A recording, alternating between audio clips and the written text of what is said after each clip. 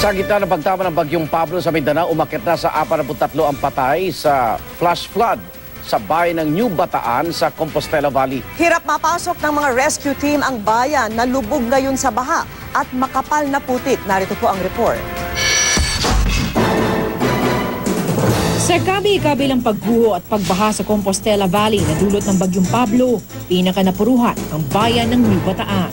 Batay sa ulat ng provincial government, hindi bababa sa 33 residente at isang sundalo ang patay matapos malunod sa flash flood. Kabilang sa mga tinangay ng baha ang ilang sakay ng isang army truck na nagsasagawa ng paglilikas ng mga residente. Rumagasa ang baha sa barangay Andap dahil sa pag-apaw ng ilog doon. Bukod sa kanila, 2 platoon mula sa 66 Infantry Battalion ng Philippine Army na nakastasyon doon ang sinusubukan pa makontak matapos maapektuhan ng baha. Ayon kay Compostela Valley Governor Arturo Uy, lubog pa rin sa baha ang New Bataan kaya pahirapan ang search operations. Supposed to be mag-assist sila doon sa mga evacuees natin kasi as early as nung Sunday, i-evacuate na natin sila sa isang safe na lugar.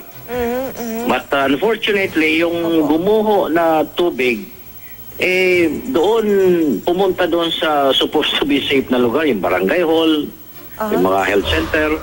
Bukod sa New Bataan, may 4 pa umanong nasawi sa bayan ng Monte Vista dahil sa baha. At pangamba ni Governor Uy, posibleng tumaas pa ang bilang ng mga namatay.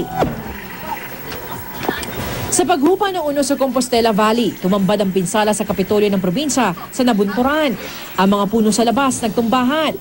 Kapansin-pansin din ang mga sirang kisame at nawawalang bubong ng gusali.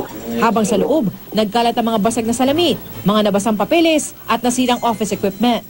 Sa kabutihang palad, walang tao sa Kapitolyo ng manalasang bagyo.